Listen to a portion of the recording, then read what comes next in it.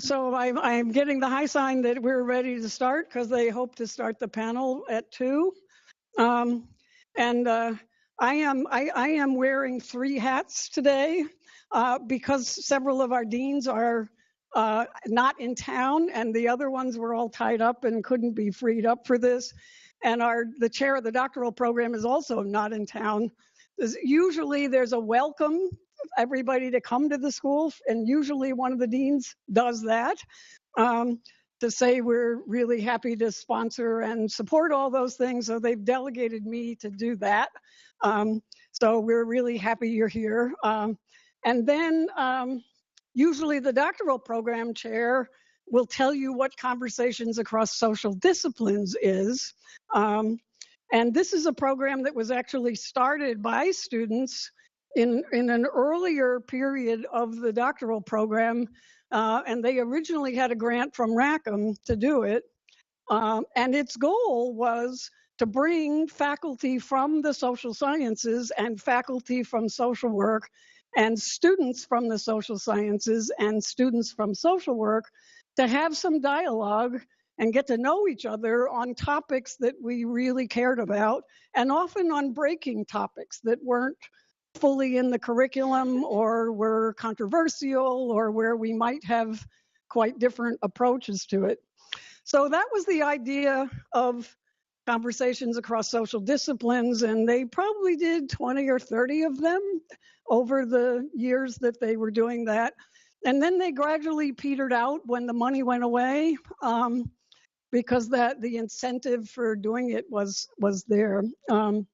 And the Virov Luke Fund was created by Letha Chadia, who is now an emeritite faculty member, and Barrett Ingersoll Dayton, who was the chair of the doctoral program at the time, and I, who was Catherine Luke's primary mentor, or one of them, while she was in the doctoral program. And we were just having partly we were lamenting that we weren't doing the Conversations Across Social Disciplines.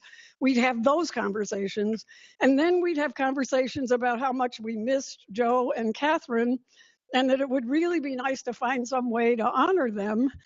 And then it sort of dawned on us that maybe we could do these things together. So that's what we did. We created the fund and did a bunch of fundraising with friends and colleagues of those 2 people and various other folks who wanted to support Conversations Across Social Disciplines, and gradually came up with the formats that we have here. And it now includes a stipend for the doctoral students that turn in the winning proposals. So there's some incentive for the doctoral students since it's no longer funded from the outside. So there's the history of all of this and what some of its goals are. And then I think my third task is to tell you a little bit about Joe and Catherine. And for those of us who knew them both, this is also tends to be an emotional experience too. And I know Donna's here, was one of Catherine's best friends. And so it's important for us to have them still be in the world through this conversation. So the other thing we realized as we were talking about them, that even though they were probably 50 years apart in age, or at least very different generations, that they were very similar in a lot of ways. They both mentored everybody. They were both profoundly interdisciplinary, even though one of them was in psychology and one of them was in sociology. They were interested in all of the social sciences. They also cared about prevention and justice. So it wasn't just about doing high quality research. There was a value system behind the work and the questions they were asking. And they didn't want it to be so problem focused. They wanted things to be solution focused and goal focused.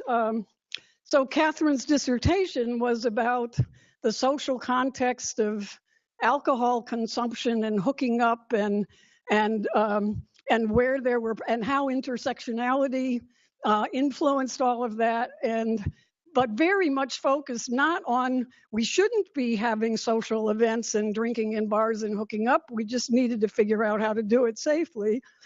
And Joe's last book was called Savoring, which tells you a lot about him and his approach to life and the world. So we tried to build some of these concepts into the criteria for the sessions today, and I think we've got a session that does that in a bang-up way, and another one next Wednesday.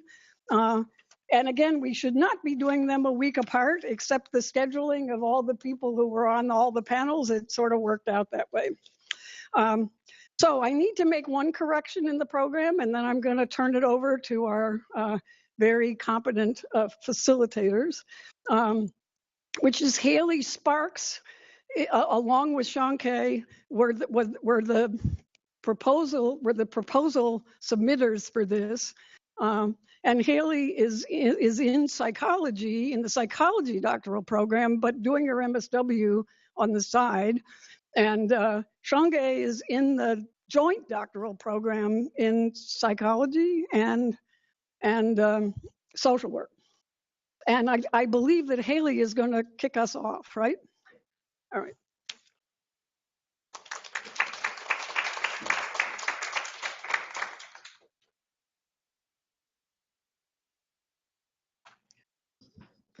Thank you. So hello, everyone, and thank you so much for coming to this conversation across social disciplines. My name is Haley Sparks, and Change Kwaseli and I are your student coordinators for today. We're very excited to have this conversation about how incorporating sexuality into our work is an act of social justice in itself.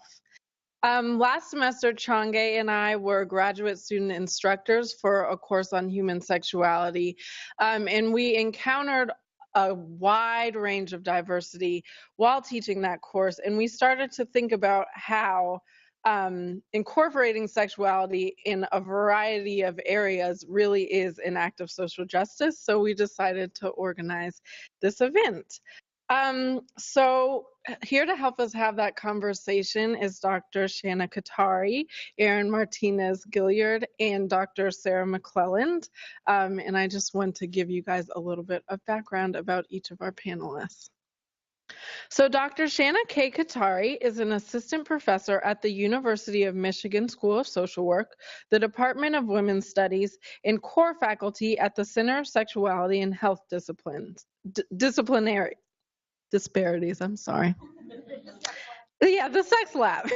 A queer, white, Jewish, cisgender, disabled, chronically ill femme. Her practice and community background is as a board-certified sexologist, certified sexuality educator, and social justice advocate. Dr. Katari's excellent research focuses on understanding how power, privilege, and oppression systematically marginalize, exclude, and discriminate against people regarding their identities or expressions through negative attitudes, policies, reinforcing oppression, oppressive actions, and isolation. Erin Martinez is a clinical social worker and an AASECT certified sex therapist. She specializes in trauma-informed healing and sex therapy. In addition to her work as an LEO lecturer at the School of Social Work here at the University of Michigan, she directs a group therapy practice in Dearborn with a focus on providing services to populations that have historically not had access to mental health and well-being services.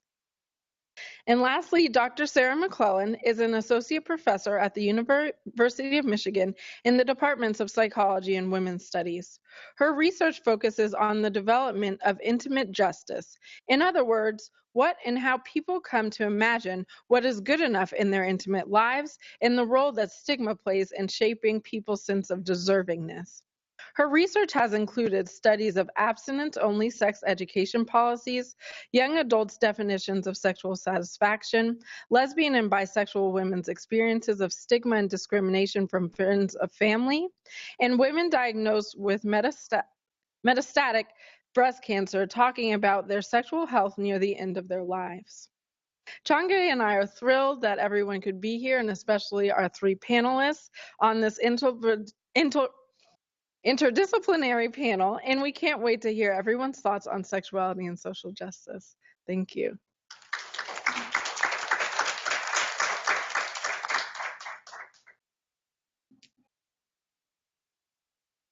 Can everyone who can hear me okay?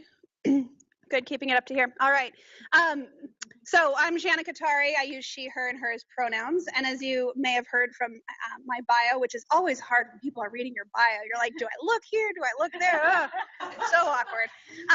My background is as what I like to joke is as a professional pervert, right? So I have spent, prior to coming to the Academy, much of my career helping people explore their sexuality, figuring out their needs and desires, how to make that happen. And especially in communities that we don't see a lot of sex education happening in. So if you were to look at sex education in general right now, you see a lot of white sex educators, a lot of cisgender sex educators, a lot of straight sex educators, able-bodied, neurotypical, middle or upper class, a lot of to go to a class. Classes run $25 to $50 often for a one-off class. If you want to go to a weekend intensive, maybe $300 to $600. And so I spent the majority of my time as a sex educator before getting my PhD working on how do we increase access to sex education, sex knowledge to folks that don't exist in those spaces or don't see themselves in those spaces. So I personally did a lot of work around disabled communities, around what that looked like, LGBTQIA2S+ communities, which I often just use the term queer and trans, but recognize that there's a lot more identities in that. Older adults, which are often left out of those conversations, folks of color, immigrants, and that type of work. And I think that, you know, wasn't really given much of a prompt, so I'm just gonna freestyle. Right? Is that this is the sexuality education that has to happen. It has to, right? Because it's not happening in our schools. I mean, even when you get comprehensive sex education and we're like, mazel tov, we got it through, the law is passed, we're not even talking about pleasure. We're not even talking about communication. We're like, the good news is that we are now talking about prevention. Right? And so hearing Beth Glover-Reed talking about Catherine and these ideas of how do we see that people are going to have sex and they should have sex. Sex is a good thing if people want to have it, right?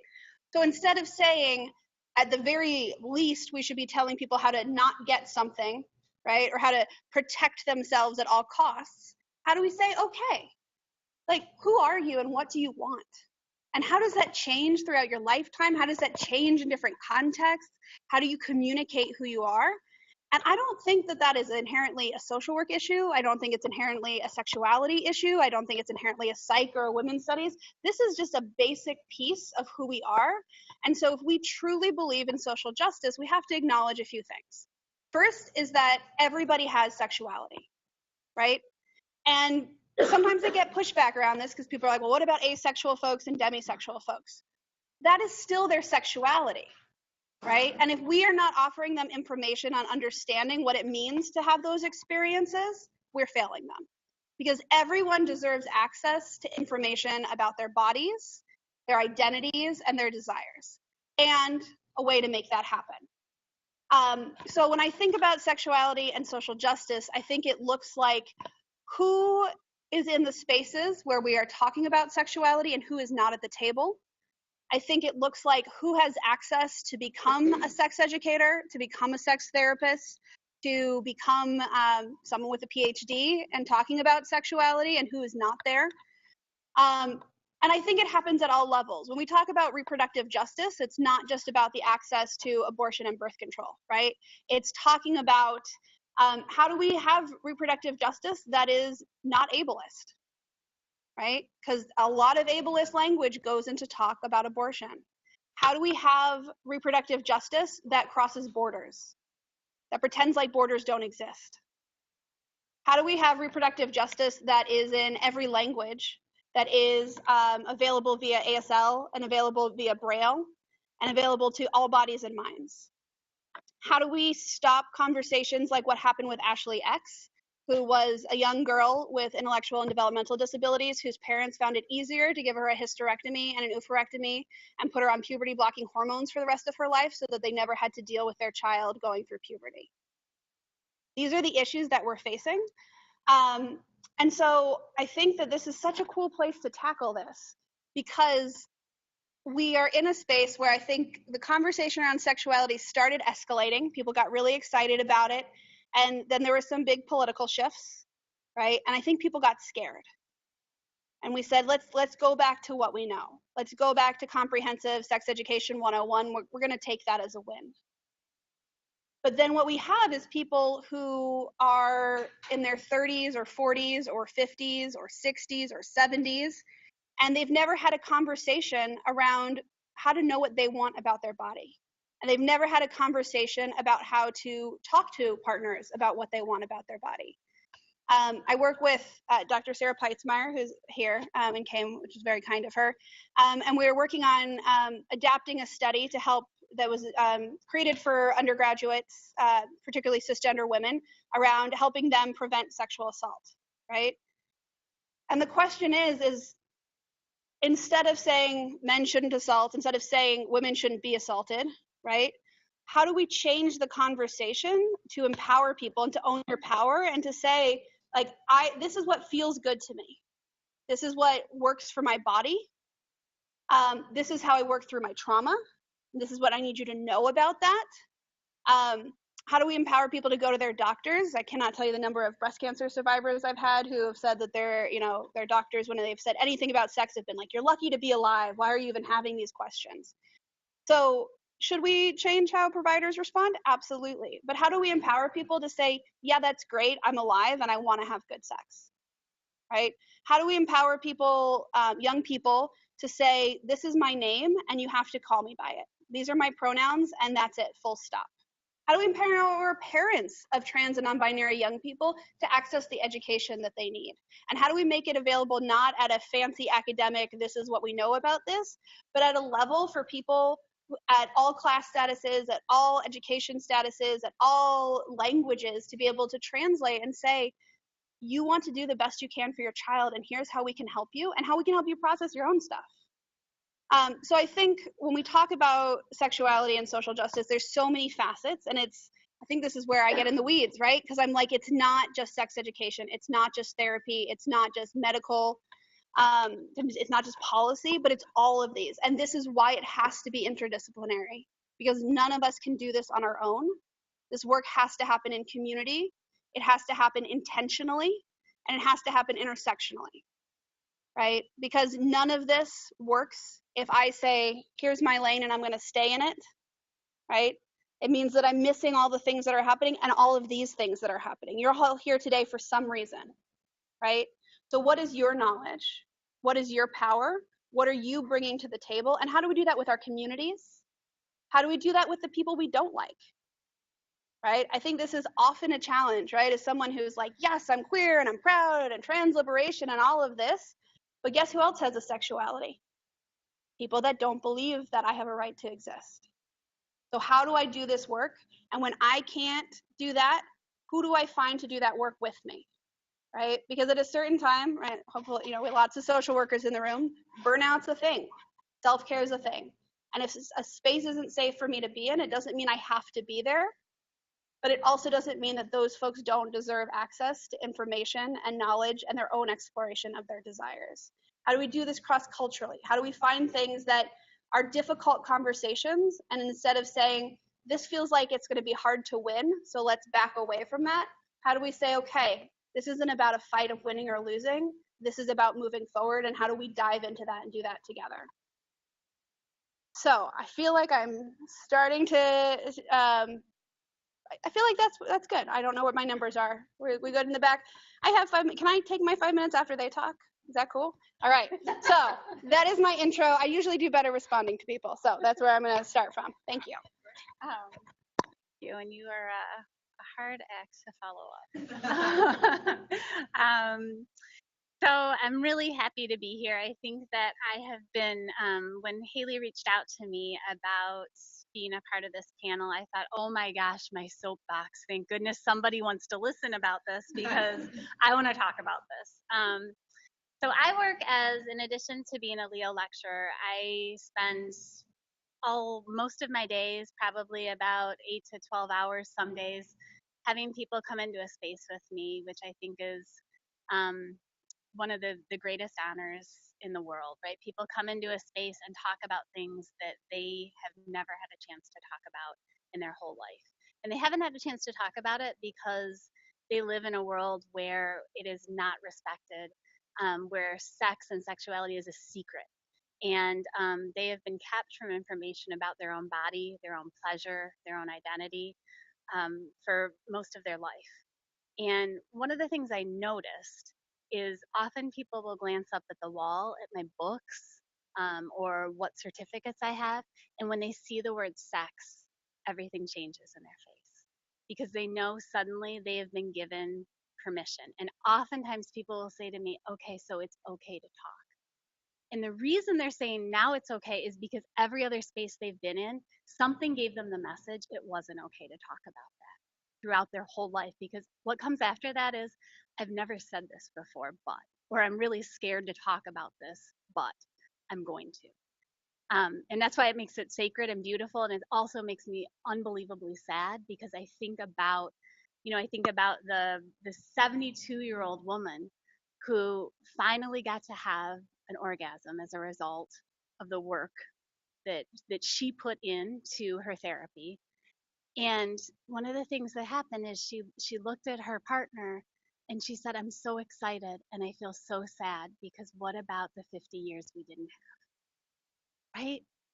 And I don't think that they took that, like the world took that from her because she never was given the information about her body, how simple facts, right? That should be simple, that should be clear when you're a very young person about how your body lubricates, right? About how to keep it safe and healthy. But she was never given that information along with millions of others. And so there is a grief piece to that. Um, so I'm a clinical social worker and I stumbled into this field in some different ways. My first real job of social work was working with domestic violence survivors and sexual assault survivors. And I had a person come to me and she said, I'm a sex worker and I don't actually want to talk about, I see there's lots of stuff on the walls about trauma and difficulty. And I actually came to you because I wanted to talk about orgasms. And I've never had one. And I felt real sad because I didn't know what I was supposed to do at that point. And when I went to my supervisor, she said, that's not what we do. We don't do that kind of work. And she'll have to find some other place to go. When I asked what other place there was, to your point, there wasn't any space, and there certainly wasn't any space that was affordable to this person. When I got my next job, because I didn't stay there a whole bunch of time because some of the limitations I was experiencing. When I got my next job, I was working with individuals who were labeled as juvenile sex offenders by the system. And they were all young people who were super excited when I talked to them individually, and we would walk to the lunch hall and sit and have lunch together, and they were super excited to learn about their bodies. They had come from spaces, communities, families that they didn't have permission to talk about that, and they were anxious to know. And so I said, hey, let's start a curriculum and let's talk about masturbation and consent and safe spaces and the idea of what thoughts in your head might inspire that and what that means about you. And not just one supervisor, a whole slew of people there said that's perverse and inappropriate. And so I began to gather a theme pretty early on in my career that it's not okay to talk about this. And when we don't talk about it, it was also a story of people's trauma and their pain. And because I felt like I couldn't talk to them about it because I was told I shouldn't, I was actually adding to that trauma. And so I decided I needed to do something about it. And so I went here to the University of Michigan to get my certificate in the sex therapy program, and I feel like I've been secretly talking about sex for a really long time. And now I'm able to do that in a way that people are coming to me and they're saying so many things they need help with, right? Like I don't understand my relationship with my body. I don't know how to communicate what I need about it. Um, I don't know actually what's happening with my body, and I'm aging and I don't know how to take care of it, but I think there's probably some specific ways maybe you could help me. So I get to be in spaces and help people with issues about pain and issues about their body not responding in ways that they want to, and ways to communicate, and finding new language and words around intimacy and connection and pleasure. So I think I have the most wonderful job in the world. I know you love your job too. So, but I think I'm perfectly placed in the job I have. I think that the biggest, when I think about social justice and sexual health, specifically within my field, providing clinical services to people, one of the biggest concerns I have is access to these services. So just as Dr. Katari was saying, these and I'm not speaking for every individual who's a sex therapist, but I can say I've met a lot of really wonderful people who could offer terrific services. And there seems to be a competition in our field about the highest biller is somehow the best, the best at their work. And I don't bill insurance because I don't need to, is something I often hear. Um, and I have a real problem with this because I think that the doors have been shut to the people that often need these services the very most. So the soapbox I was so excited about when Haley called me was I spent a lot of time talking to my colleagues and saying, you have information that you are actively keeping from people when you don't allow them access into the door. And there are many ways to change that. And it is your responsibility as a sex educator, a sex therapist, a social worker, a mental health provider, fill in the blank, to do that work and to be a part of that mission. And when you don't, you contribute not only to people not having basic information and access to that information about their bodies and their well beings, but you also contribute in a lot of ways to people being hurt, harmed, and sometimes even diseases that lead to death because of this. And so that's a lot of responsibility to put on people. But I also know that in our world, there's a lot of truth to that. And I feel like I do see people's lives directly change as a result of basic information. So one of the pieces that I first learned about was the sort of upside down triangle of asking permission, providing limited information, specific suggestions related to sex education, and I think one of the key ideas there is that we don't always need to have hours upon hours of time with people. Sometimes it's the most simple pieces of explanation that we can give. I I loved what you said about people who are survivors of cancer, for instance, are told we you need to be focusing on your health and recovery, and we'll talk about sex later. And so I had a family member, and I happened to be in the room when they said that to the family member. They were saying that in front of the wrong person, right? I was like, oh my gosh, no. But we were talking about dryness in the body and tearing that results in any um, in the lining of the body when you don't have regular lubrication. And as hormones change, that there are very simple ways to address that. And that was a 3-minute conversation that changed someone's life, right? Because not only is that part of their body healthy, but also that part of their intimacy is healthy, their communication with other individuals, how they feel about themselves. I find it really interesting when parents will say to me, "This is addictive, this microphone, right? You can just go." I withheld my 5 minutes because I felt myself. um, when one of the biggest concerns when I'm in the classroom, people will say, "Well, what about parents?" Right? Um, or how do you lead into the question about asking people about their sexual health? because most mental health providers do this. They talk about your emotional health, your mental health, and then they are like, can I ask you about sex? Because we live in a world that we are supposed to keep that quiet. And so I don't ask permission. I ask permission to, how does this feel? What words would you like to use? What will help this be comfortable? But I don't say, should we talk about this? Can we talk about this? I say this is something to talk about because this is your life and it's a very key part of your well-being. So in regards to parents, they often don't think I should talk to their teenagers, to their children. Or they might ask me, when should we start talking about sex, right? And I always say, well, when they're born, so we got some catching up to do, but we'll get there. But I wouldn't say, if a kid asked me, can you tell me about the food pyramid and how to take care of my body and how many calories I should eat and what's a healthy weight and how to exercise, how do I take care of all that? I wouldn't say, I'm sorry, I can't give you that information, you should ask your family.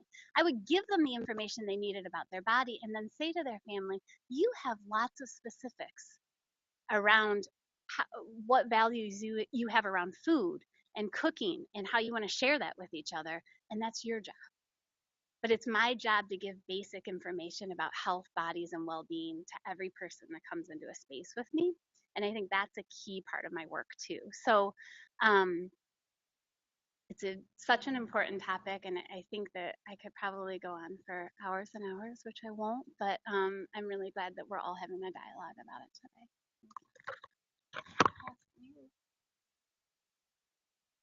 I was probably supposed to do that a minute ago. All righty. Can people hear with my talking slowly and clearly? So this is a really lovely group to be a part of. It's a really important topic. Also, I know there's so many people throughout the university who are thinking about lots of these issues, and to bring together issues of justice, which I think are on a lot of people's minds these days, and to think about the sexual domain and the sexual sphere as a major place where these questions come to bear. So I'll just do I'll touch on a couple of different things, but I'm also thinking about responding to some of the lovely thoughts that have already emerged. But I'll start just by saying, so I think about sexuality, but I don't consider myself a sex researcher. Many people do. I just happen to think about the sexual encounter as a place I think about justice. So it's a reversal in some ways of the prompt. I think about lots of different spaces, but I think the intimate space, whatever that might look like for someone by themselves, someone with a partner, someone with more than one partner, someone with a family member, that becomes a space for us to think about where lots of things related to justice play out. So I start with the justice lens and bring it to the intimate domain, rather than starting in the intimate domain and thinking about justice. So that just is a way that I, in terms of identity and in terms of those thinking about career trajectories, that can sometimes be just a useful way of seeing that those things play out differently. And I think about the intimate space as a highly politicized and political space, which I don't think for those of us in the room is a jump, but I do it differently than my co-panelists, which I think is so lovely, and I know what's being modeled here. We have a ton of overlap, so I'm going to think about where we differ in some ways, or just the different kinds of audiences that we think about. And so I think about some major questions in bio also, but right, so I think one of the major questions I think about is, how do we develop an intimate imagination? So I'm really interested in the developmental process from birth through childhood and adolescence in particular, of how people determine, what do I deserve, when, with whom, and under what conditions. And so I call this a sort of sense of deservingness, and I think of that as a developmental process, and I think in particular about the political sphere as shaping that. And even more particularly, I think about public policies as a kind of drip feed that starts with birth, and even in utero, and how maternal bodies are treated. And so even thinking from prior to birth, that the public policies environments in which we live and grow up tell us things about ourselves and others. And I think a lot about that environment. So that's a wholly different set of kind of interlocutors than the ones have come up so far. So I think about sex ed as one particular environment. I think about naming of genitals as a sort of family level policy. So in some ways, I think about formal public policies and then informal policies, which are a lot of the things that came up already. So an informal family policy is, what do you call your genitals? And if none of you, I don't think, have been undergrads in my class, but I do a whole thing, and maybe we'll do that in a minute. But when you ask people what they grew up talking about, right? One of the most popular ones is down there, by far the most popular. And so we think about what are the implications of having that as a name. And then, of course, sometimes there's really important gender differences. So within families, right, different bodies get more information or less information. So I think about informal and formal policies. I think a lot about formal policies, though. So sex ed, marriage policies. I think a lot right now about abortion policy. And my work and my thinking very much traces a couple of paths, which is, right, how do public policies shape the ideas of how who deserves information, who deserves protection, and who deserves pleasure? There's other questions we might ask, but those are the ones that I thought. And we might ask, and who doesn't?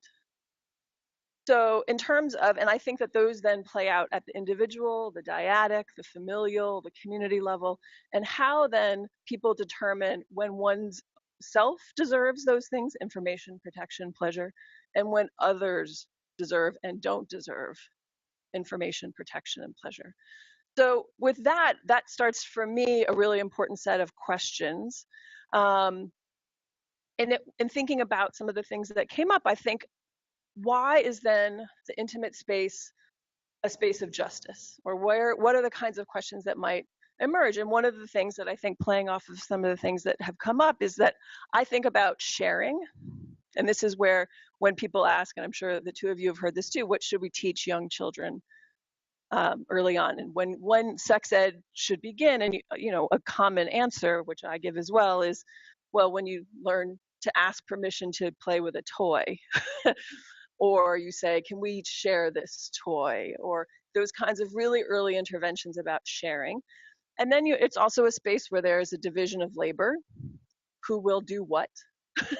And there's a division of pain, who gets to change and who doesn't know to change an environment where there may be mild or major or severe pain, right? So this is where we can think about the intimate space as having elements of sharing, elements of labor, and elements of pleasure and pain. And pain may be something someone opts into, but still thinking about it as a divisional process, right? So there is where deservingness becomes quite key. Do you know what you deserve? Do you know how to change the environment such that you might get more or less? I start from the assumption of no. And that's a really interesting difference here in some ways, which is, I think about the conditions which have taught people ignorance. And I think, so if we start from the place that people don't often think they know what they deserve, or that there are important group differences in how people are taught to deserve things, that to me, then I put on my other disciplinary hat of a psychologist. So I move this into questions around measurement. Now, not all of you will be interested in this part, so I will move through it with some speed. But I think there's a really key question in here, which may be in terms of smaller level questions that you might ask in a clinical environment, all the way up to national polls, where we get a sense of how the sort of nation state thinks of itself, which is this question of satisfaction. And I take this question and this answer of, are you satisfied with your job, with your marriage, which is a common question, with your sexual life? And this idea of whether one is satisfied with what they have in these various domains is an incredibly common question asked in clinical environments, all the way up to our big national data sets, which are often actually housed down the street, which is that how we think about, whether Americans are satisfied with their lives. And to me, this is the major intervention that I think a lot about, which is, what does it mean when you ask people who have been under different kinds of drip feeds of public policy, and that what do we do with the data that says, it turns out women are very satisfied or it turns out African Americans are the highest satisfied group. What do we do with that kind of information? Do we take it at face value, or do we take it with some suspicion, or do we take it with a question of how did that finding come to be? And to me, that's the justice question as well, is that I roll back the kind of historical camera. That's a mixing of a metaphor. I roll back a tape, I roll something back to think about how did that answer come to be the thing that someone is able to say. So I think about three answers quite closely, and this is again with my sort of psychologist hat on. When people say I'm fine, when they say I'm satisfied, and when they say it's no big deal. Because as a psychologist and someone who interacts with people in a variety of ways, those are things we hear a lot. We hear them in our daily lives too. How you doing? Oh, I'm fine. And then when we hear them as social scientists, we have to figure out what we're going to do with those responses. And so a lot of my work is then to think about what do we do when we hear those responses. And as a feminist psychologist, I think I have to think about that answer critically. I have to wonder how that came to be your response. Not that I don't believe you. That is absolutely key. And often in Q&As, people will say, but you have to take someone at their word. Are you accusing people of having false consciousness? No, I believe you. But in my work of understanding and interpreting that, I need to think, I wonder how this became no big deal. So I'll end just by saying one of the things I think a lot about is adaptation to injustice over time. So this is this drip feed metaphor, which is when you have gotten used to something happening, it becomes very hard to see or say or note. So what happens when we then turn to individuals to report on trauma, injustice, violence? What happens when they have become accustomed to injustice? So that to me is also as a justice move to say we need to have other things that we examine, other things that we imagine. It cannot simply rest on the shoulders of those who are expected to offer testimonial. It has to be up to us to look at other indicators of injustice, not simply to individuals to speak it or to note it or in whatever way they might, which is a controversial thing to say in a school of social work, which is a little bit why I'm being a provocateur, because it prompts us to have to think about being attuned to justice in other ways. Because with a kind of an adaptation to injustice model, to me that says, what else shall I pay attention to? So I have 5 minutes too. I think I shall pause there. Beautiful.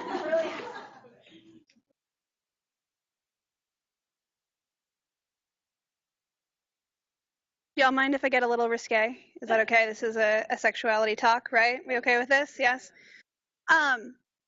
So I've always, I came into social work. I went to a social work doctoral program. I actually was sociology undergrad. Then I got a master's of sex in education and then social work. So I've kind of had an interesting path.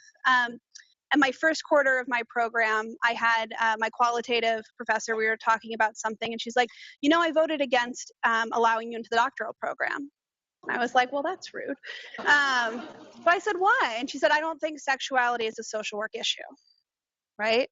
And I think that this is some people are laughing, right? Because it's something that threads throughout all of these pieces. And, you know, we had a conversation. I was interviewing people with disabilities about how they negotiated with their sexual partners. And she was like, what, you're going to video them or something, you know, videotape them having sex? And I was like, no, although I think that is an okay research methodology too. But I was actually just going to ask them some questions in an interview room, right?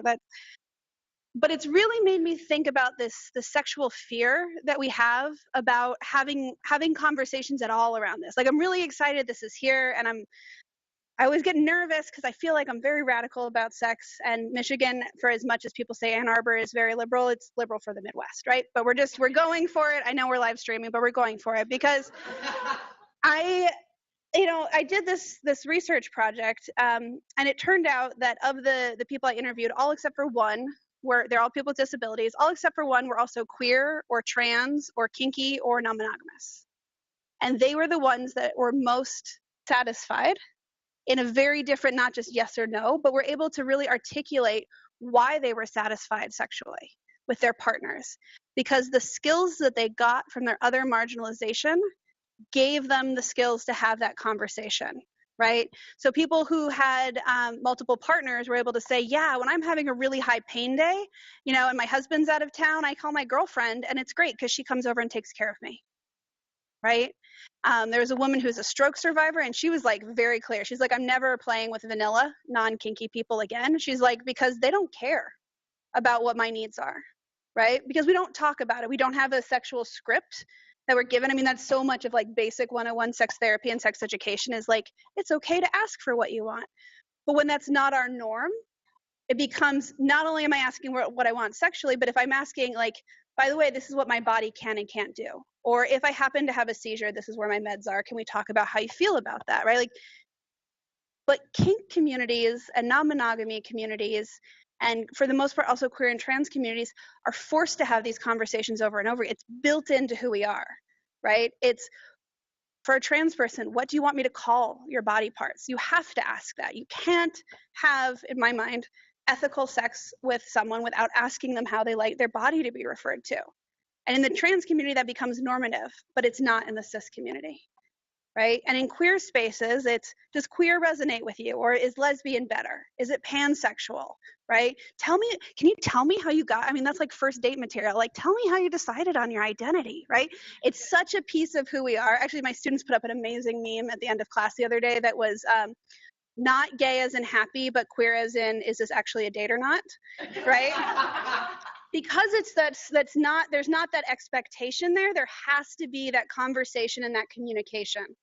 And kinky folks, right? You cannot engage in kink play without being very clear about what you would like out of it and what you would not like out of it. Who is taking on what responsibility? What is going to happen after things, right?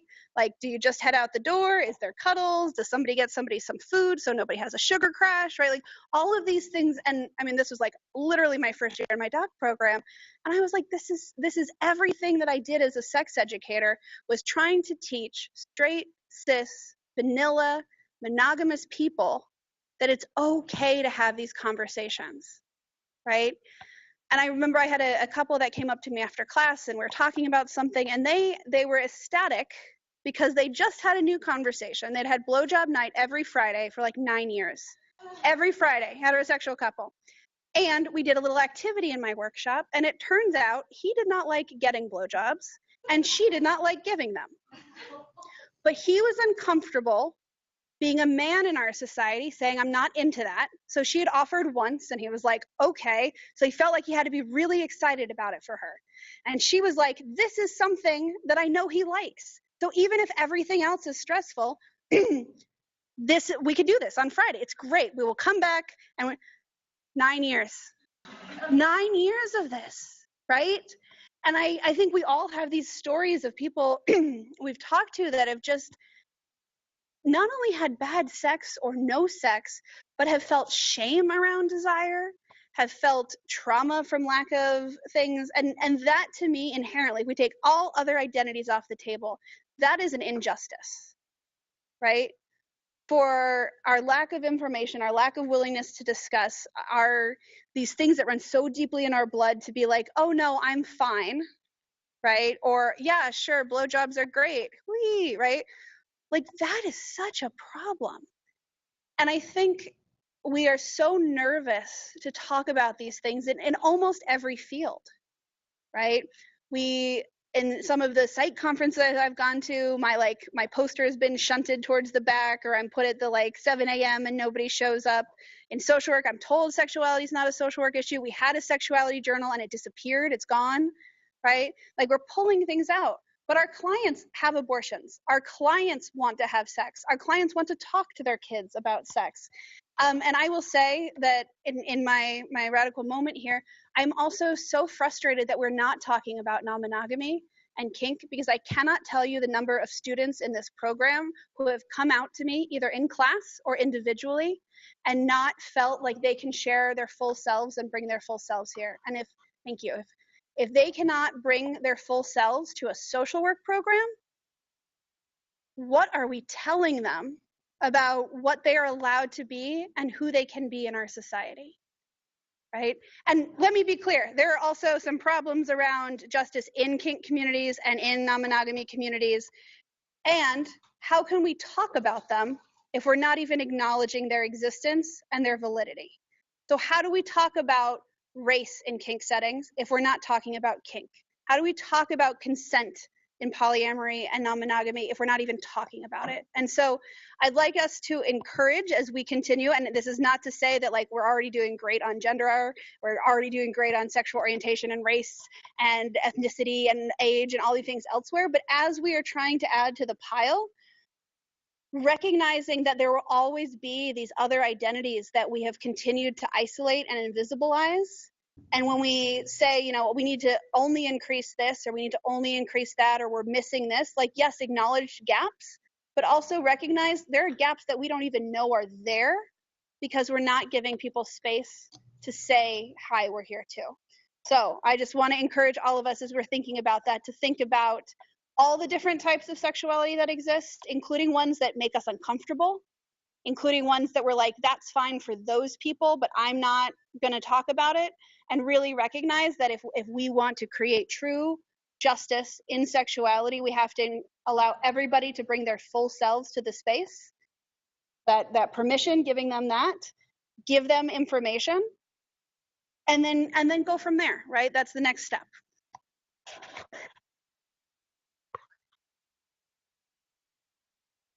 Can we please give our panelists a round of applause? That was amazing. And clearly, this is just the beginning of the conversation. So we wanted to open it, the floor up for questions. And I just wanted to say that I really love you all talking about how it's an injustice for there to be a lack of information. I think that's really important. But yes, so we'd like to open up the floor for questions first. Oh, yes, we have the mic. So if you have a question, please raise your hand for any of the panelists.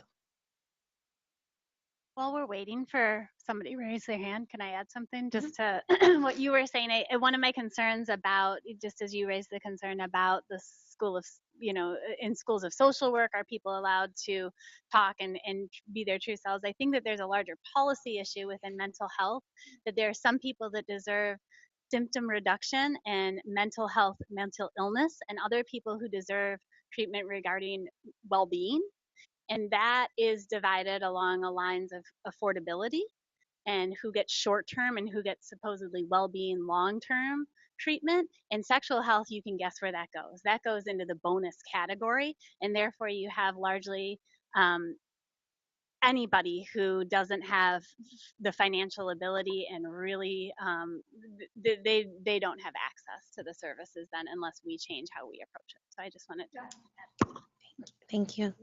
Any questions?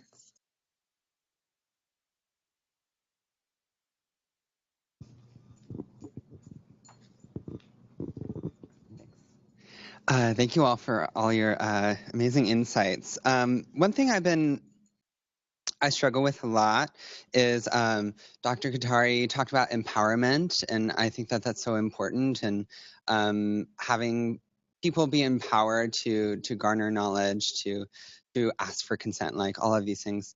But I am also always struggling with sort of like the slippery slope to the neoliberal turn of like, okay, well then it's on you to ask for things. And even if, you know, like I think a lot of what you all were talking about is people don't even know that they can't ask what to ask for, you know? So I sort of want to know your thoughts on sort of the struggle with like the call for empowerment, which I do think that is really important, with this tension of like, well, we don't want to place everything on the individual choice.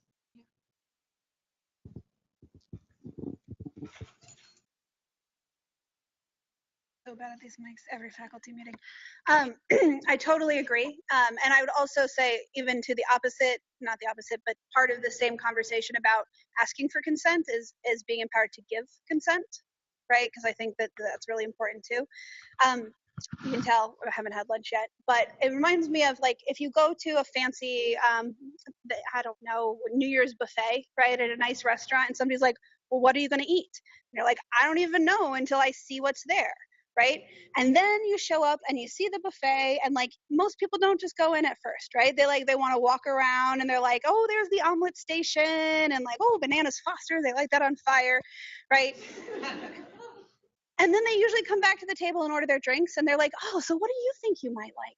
Yeah, what are you going to start with? I think I'm going to start with the omelet, but then I also saw a make your own pasta station, right? Not me. I'm going to start with the salad, and then I think I'm going to work my way up to that dessert bar, right? And so I think it's the education piece is that smorgasbord of buffet, what's out there, and then there's that normalizing of not, can we talk about sex? Here's a script, I'm going to give it to you, and now you need to take it. But I think the more that we have conversations in which sexuality is part of them, and I hate to use the term normalize because I really don't want anything to be normal, but it becomes more common and more practiced. And so, I was having dinner with a friend last night, and she was like, oh, don't judge me, but I was out, with my coworkers last night, and we wound up talking about sex. And I was like, you really think I, of all people? I'm like, okay. But she was like, it was so freeing. She said to me, and this is a college professor. She's like, I didn't know that pap smears hurt everyone. I thought that was just me, right? And of course I was like, well, let me tell you, right? But it became this thing. She wasn't at a sexy thing. She wasn't at a conversation about bougie. She was literally just out for drinks with her friends, and they happened to start talking about pap smears. And I was like, how delightful, how sad that you thought you were the only one, but how delightful, because then she felt she could bring up sex with me. And she's someone who never would have done that before. And so I think as we model, not just as educators or therapists, but as humans, that it's okay to have this conversation, whether it's like, oh yeah, I find that person really attractive, or hey, I had a really great weekend, do you mind if I tell you about it? Or I'm kind of into this person, but I don't know if I'm into them enough. Can we talk about what I might be into, what consent might look like, that type of thing?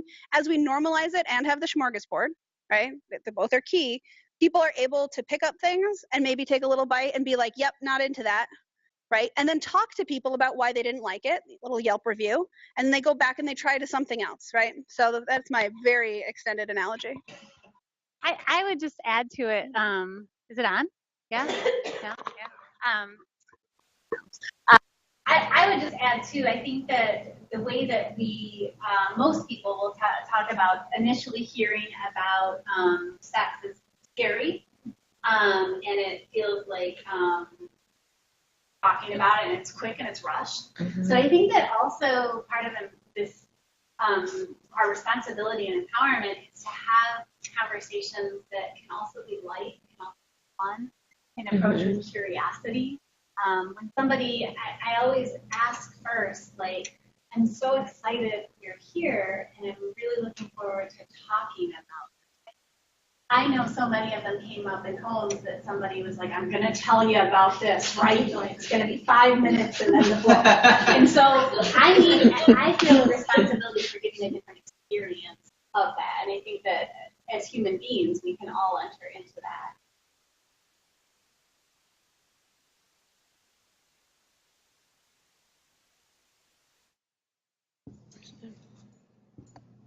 Hi, can you hear me? Okay, first of all, thank you to all of you. It's so awesome, and I wish we could stay here for like 5 more hours and talk, and I know we can't.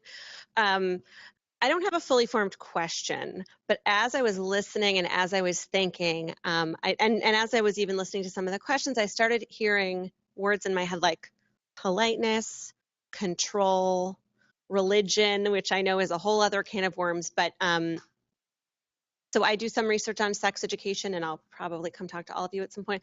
But there is this sense of like certainly religion, right? That our country and many other countries are infused with this sense of religion that controls how we talk about sexuality. But even as you were talking about the buffet, I was thinking about going back like the buffet and then saying like I'm fine, it's no big deal. Is that it's so much work for people to say what they want, particularly when either they've never been asked before or they've actually been asked and then somebody didn't care. And I know many people who have lots of different kinds of privilege who have experienced that. It also, like, the politeness issue to me is often gendered, but so your blowjob story was interesting too, because here was a man who also was like, well, I didn't want to be rude, right? And these conversations also come up around assault, unfortunately. But so I started getting, even though I like love this conversation, I started getting angry and I started getting sad. And I don't know that there's a question in there other than, like, what about this issue of politeness, of like, oh, I don't want to put you out.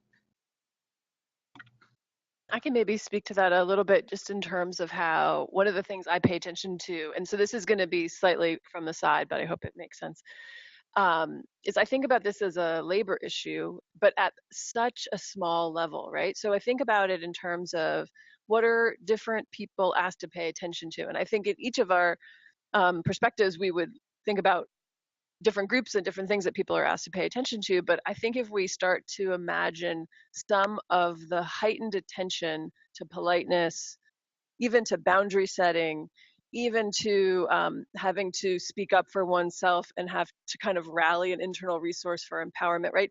As a labor issue, it becomes a really different frame to put around it, which is to think, what are the forms of labor? Are they difficult to note, or are some easier to note? Which ones seem like they're kind of okay? Which ones have become public policy? You should speak up for yourself, and if not, it was your fault, right? Which ones have become a kind of strategy to protect? So that's the frame that I have gone to, it has really helped in doing some of the things that I talked about before, which is when you start to become aware of it. So I'm thinking of this more as a researcher, but I can imagine it as a clinical perspective as well, that you ask someone, either as a researcher, a participant, or a client, you might ask someone to pay attention to it throughout the day, to think about it, which then can have the emotions that you brought to it as well. But it might be that you just start to note, what are you paying attention to, and what kind of weight might that bring, or what, and labor is not always a bad thing, but it starts to allow us to see the distribution of labor.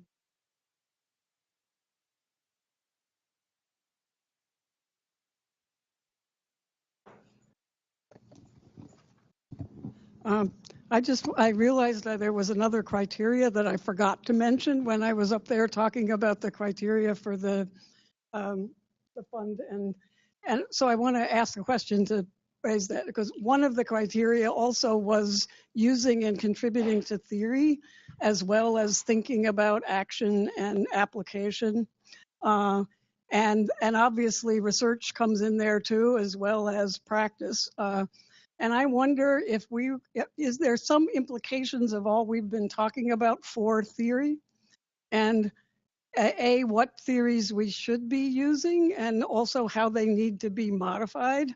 And then I guess the rest of it is, you mentioned research methods. Are there since you all are in doctoral programs, I figured we ought to deal with both of those at some point. Speaking my language back.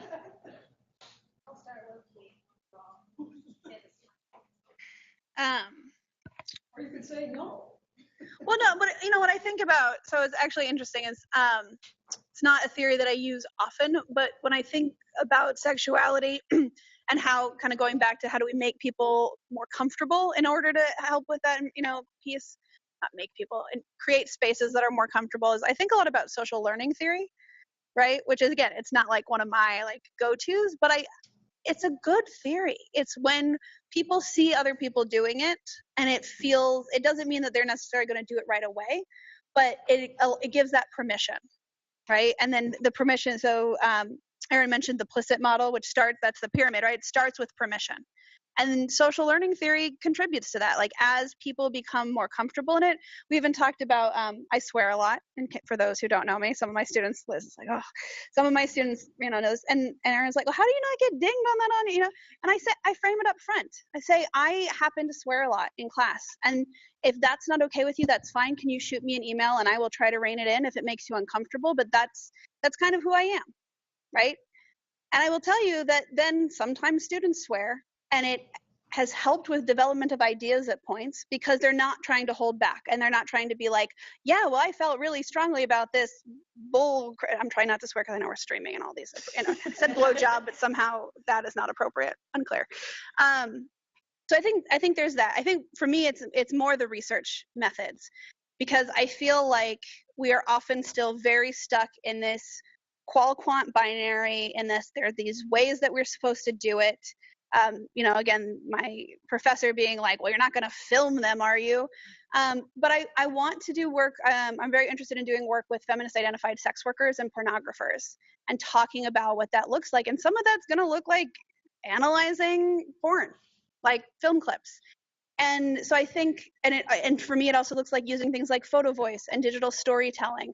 And it looks like, how do we do quantitative work that is, again, intentional and responsive to our community? So it's not just a bunch of boxes, but do we have qual and quant ways that we ask around identities, and not just a sexual satisfaction scale that, are you satisfied? Are you not satisfied? I mean, I did a study that took a traditional sexual satisfaction scale and sent it all out to people with disabilities. And there was no one act, and this thing has like 30 options on it, that everybody agreed was sex, right? So I think a lot of it is, how do we deconstruct this idea that there is one way to see everything, and recognize that everybody's coming from a different point of view, and use methods that allow for that, rather than try to box people in.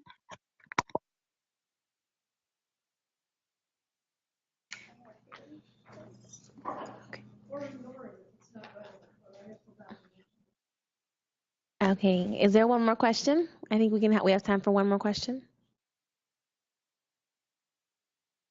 I'm going to ask a question because I'm a parent. So what do you think it would take for this country to put sexual health on the same par as physical health, when kids are learning, even in elementary school, about physical fitness and healthy eating and all that kind of thing? What would it take on a national level to get this going? I have a controversial answer, but one that I have worked with policymakers occasionally to think about, which is standardized testing. So in New Jersey, we tried this about 10 years ago. So Michigan is under the gun of standardized testing, but less so than some other states. But once you put something in standardized testing, the curriculum follows. So I've tried that. It worked with mixed results, as we might imagine. But it's a really interesting lever to press, to think about what are the existing levers that already drag curriculum with it, and to change what does that dragging. So that's a controversial answer. I don't necessarily advise it, but it is a particularly interesting one that then I've spent some time with school districts trying to adjust the standardized testing to accommodate it differently, but still to use that lever. So I say that as a way to think, what are the existing levers and how might we play with them? I just want to add to that. I think that like other movements we see happening in the country, when we have young people that we are helping them to demand this from the people that should be teaching them, and incorporating that in the school, I think that's one place. And I think also, I just had a 35-minute conversation with the sexual health teacher at my son's school. So like, I think it's also about having those personal conversations, lots and lots of them, and I think that's really important as well. And that's like all of the work that we're doing, and challenging ourselves. Are we also comfortable having those conversations that prepare our kids to say, I deserve this? I can't let this go without one more plea for this room, which is run for local office. So Board of Ed, all the decisions that would be made would be by the local Board of Ed. You could think about that at the Ann Arbor level, at the community, so these positions are desperate often for folks. These are where those decisions are made. So I could stand on that soapbox all day, but run for office and think about local office. My pessimistic response, and then my also controversial response. I honestly don't think that will happen in my lifetime on a nationwide level. I think that what we see even in like standardized, like YRBS, Youth Risk Behavioral Surveillance that's put out by the CDC, only 22 states ask about gender identity, even though the CDC puts it out as right? Lots of states just choose to remove that and remove sexual orientation from the things. And that's like, right? So if we can't even ask about things, I can't imagine, and those are for high school students, I can't imagine elementary students. That being said, you're talking about levers, mine's talking about barriers. I think the more we can get religious communities involved, which is shocking from this agnostic Jew that I'm saying this, but I think about the states that don't have comprehensive sex education. And if anybody's ever watched the movie Let's Talk Sex, it's a documentary, they show several pastors who are finally like, you know what, like my flock is not doing great around this. We have a lot of unintended pregnancies and my young people, STI rates are increasing, and they're not particularly great at offering the sex education that they're offering, but they see that it's a gap, right? And some of these are like conservative Southern pastors. And so I think if we can figure out a way, you know, the Unitarian Universalist Church has this whole great Our Whole Lives curriculum. While they are on a very different spectrum of conservatism, I think if we can get more of the middle religious ground to buy in around that, I think that is potentially where we could get people to shift policy, because in many states, religion is what drives policy. Can we please give them another round of applause?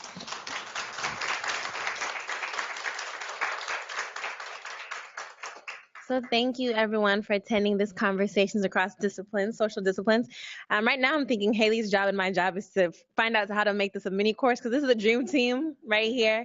So I think thank you very much. Again, I think you have left us with definitely a lot of questions to think about, a lot of research to think about, and practice, things that hopefully that we can all incorporate into our work. So thank you very much. Thank you. All right.